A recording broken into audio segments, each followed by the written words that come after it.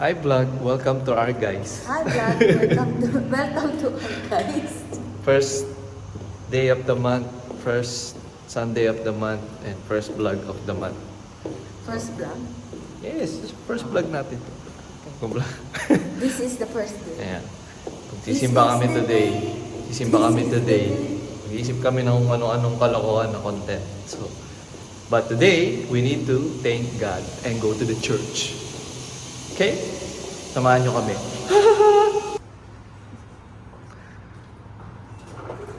Wow, amazing.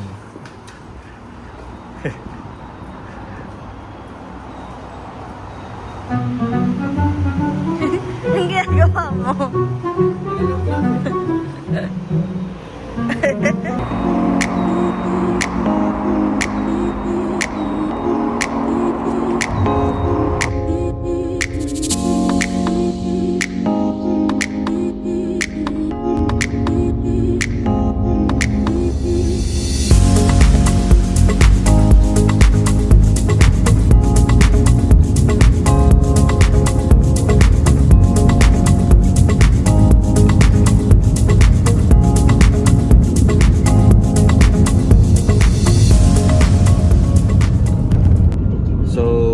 Guys, nasa Grab na tayo today. Nag-Grab tayo kasi kailangan 9:30 nandun na. Pwede naman train or bus kaso matagal yung biyahe. Every 15 minutes kasi nag-roll out yung bus. Bye bye. So ayan. Ayan, vitamin D. Meron tayong vitamin D from the sun. Lapit na kami sa church sa St. Francis of Assisi. Maganda dun. Mamaya papakita ko sa inyo guys.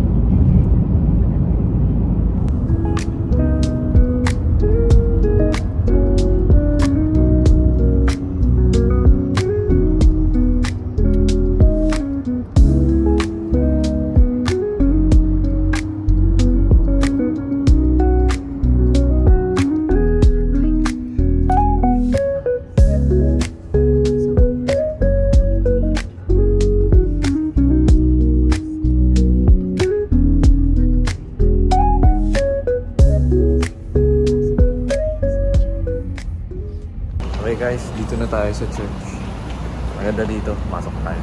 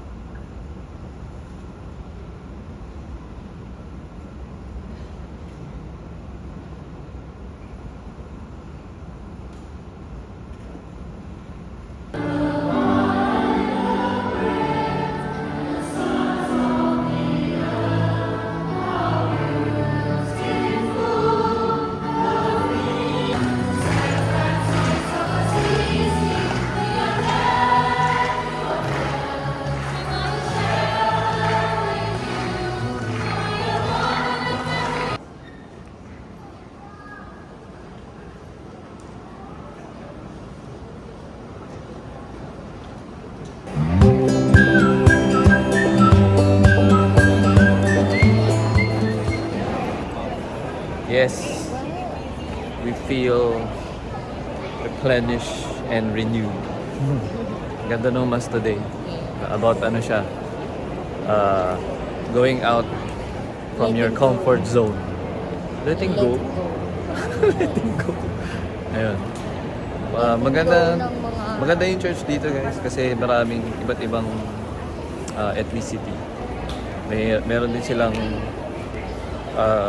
community sa iba't ibang lugar or mga kung gusto niyo mag-surf, pwede din.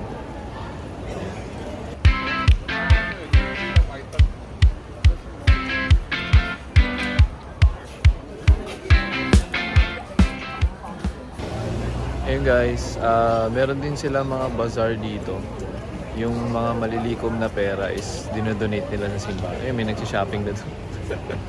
Pero maganda dito sa St. Francis or any church, no, pumunta kayo, magsimba kayo kahit online. Usually, if you guys know the feast, nagsisimba rin kami doon online. Pasasalamat sa mga biyaya ni Ama. Alam mo yun. Kung kaya natin mag-render ng ilang oras sa gala, sa work, or kung ano-ano, ano ba naman yung magbigay lang tayo ng 3 hours or 2 hours just to listen to the Word of God. So, ayun. Check ko muna ako naman yan.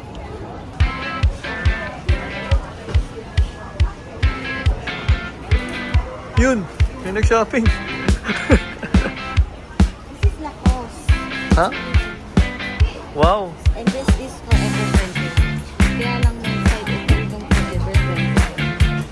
Pwede ko pong ask ng talent.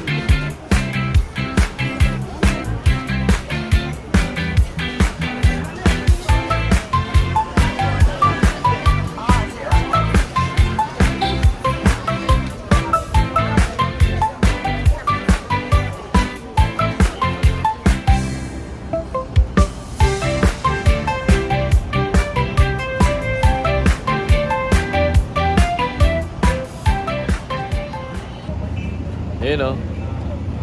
Waiting lang ako kay Aliana. Nag-check lang siya ng mga items na pwedeng magamit.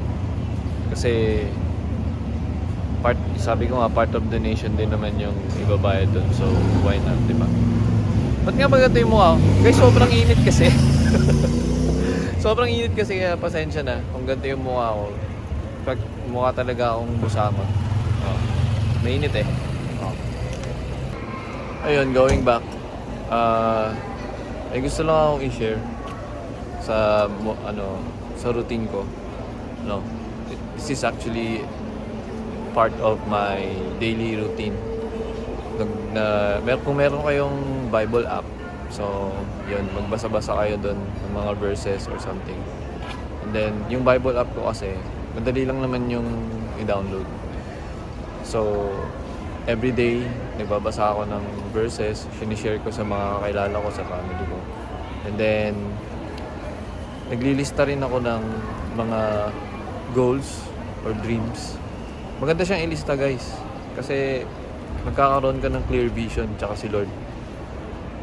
Ano kasi yun parang, hindi lang siya basta dreams na ililista mo. Parang, magkakaroon ka ng vision kung paano mo siya gagawin.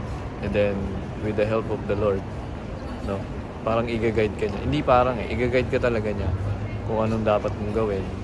And then, may mga signs. Totoo yung mga signs. Ikaw lang din makaka-figure out na, oh, kaya pala ganito yung nangyari kasi align siya dun sa mga gusto kong mangyari na goals and things. So, yun, i-advise ko kung may mga gusto kayong makamit sa buhay or basta kung anong gusto nyo, ilista nyo, and then everyday pagdasal nyo. And much better kung magbabasa rin kayo ng mga verses sa Bible kasi for me kasi yung Bible hindi siya basta holy book lang parang siya na yung pinaka blueprint ng buhay parang ni-record dun kung paano gagawin yung kung anong gagawin mo para mag-enjoy ka sa buhay, para in a peaceful side ka, although may mga challenges, pero dun kasi masusubok din yung faith mo, ganun. Tulad ngayon, sobrang init, pero okay lang, ni-record pa rin ako. Hindi, pero yun nga, maganda siya guys. Gawin yung sentro ng buhay yung paniniwala nyo. Ako hindi naman ako bias kung Catholic or what. Actually wala akong pake, basta may naniniwala ka na may Almighty One na laging nagagabay sa'yo. Yun. Tsaka gawa ka lang ng mabuti sa kapwa mo. Not all the time. Human being lang naman tayo. Nagkakamali tayo. Nagkakamali rin sila. Minsan sobrang lamang nila ng pagkakamali. Minsan hindi natin na-figure out. Nagkakamali rin tayo ng sobra. Always repent. Ang Diyos naman mapagpatawad. Pero it doesn't mean na pag ginawa mo, ulitin mo. Hindi. Dapat natututo tayo sa mga... Ayun yung mga natutunan ko sa Bible, sa The Feast, PICC. Yung magandang community yan, guys. Meron yan sa all over the world na sila. Lagi kong pinapanood yan. Brother Bo sa Sanchez. Si Brother Bo talaga yung marami ako natutunan. Sinishare ko rin yan sa mga kakilala ko or what. Alam mo yun, malaking changes kapag ginawa mong sentro yung yung guidance mo with the Lord. Kasi basta ibang feeling eh. Tapos bibigyan mo ng oras to build a relationship with God. Maganda. Kahit sobrang busy mo sa trabaho. Hindi kasi, ako di ako naniniwala na sobrang busy ako eh. Hindi na ako makapag-build ng relationship with the Lord. Well, kung di ka naman makapunta sa simbahan, di ba? Pwede naman mag-pray ka bago yung araw mo. Meron kasi tayong 24 hours a day. So, kung gigising ka na, let's say, ako kasi ginagawa ko, nagising ako ng umaga. 6 or 5 minsan 7. First thing in the morning, dadasal agad ako. Kami, ni Alian. Yun na yung routine namin every morning. Tapos papaaraw ako. Sarap ng ganong routine sa umaga kasi umaga pa lang, parang gratification or gratitude na agad yung bukang bibig mo or yung vision or yung mindset mo ba.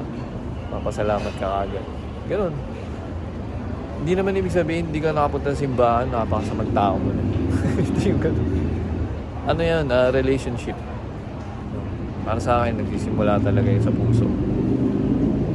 Kasi yung mga, para sa akin, yung mga preacher, mga priest, guidance lang naman sila. Pero yung totoong relationship, kung sino magbe-build up na, ikaw talaga. So, find your own ways para mag-connect ka with God. Tsaka, feeling ko inuubos na ni Alian yung mga tinda dito. Asa na ba yun? Yun ba siya? Pero, okay na din. At least may na-share ako ngayon. Although nag-aantay ako. Works of God pa rin. Yan. Kailangan mag-shopping ni Alian na matagal para makapag-share ka. Di ba? At ayun na po, natapos na. Ano binili mo? What did you bought? I bought Lacoste bag. This Wow. is original for only 20 ringgit. Wow! Astig. Show the original tag. Ha? Tin? Look, it's all original. Just need to cleanse the leather lang. Tapos, Wow. Tchanan! Ayos ah. Thank you Lord ah. And then I bought so much clothes from H&M and Cotton On. Wow! Ito. Shopping ka ah. Shopping This is galore. Cotton On. Wow. New pa. Wow. Never been used. How about my heels? You didn't bought any heels for me? But here is extra small. So check pa ni Mami kung kasha. Sana kasha. And then look at this. Wow. This is free. Ah, free yan? Yes. Wow. Sana kasha. It's Astig. from H&M. Parang ano to, 1970s, ano yan, disco attire. Tapos, Ano yan? I buy din pants from H&M. Sana kasha din. H&M. Wow, Never astig, been astig. used din. May tag pa. Wow. Hindi pa siya nagamit daw. Tapos, isang super cute cardigan. Ayun nga, astig. 5 ringgit lang. Parang ang ano dyan, yung mga At saka, yung mga batang ano, kawawa sa movie. pang-work. Ayan. Cardigan lang. With my Wow. my leggings. Ang galing naman. Dahil mo na scam ha. Yes. Okay na. 5 ringgit. Okay na? Total is only 40 ringgit. We have 6 pieces of clothes and Lacoste bag. Wow! Thank you Lord. Galing ah. O, tara na. Okay, let's go. Let's go. So, ayun. Going home. Ito na pala kami. Nice. See? Ayun. Ito muna yung last record namin for today. Salamat sa pag-join, pagpanonood. So, looking forward for more videos. And, bye-bye. Bye. Happy Sunday.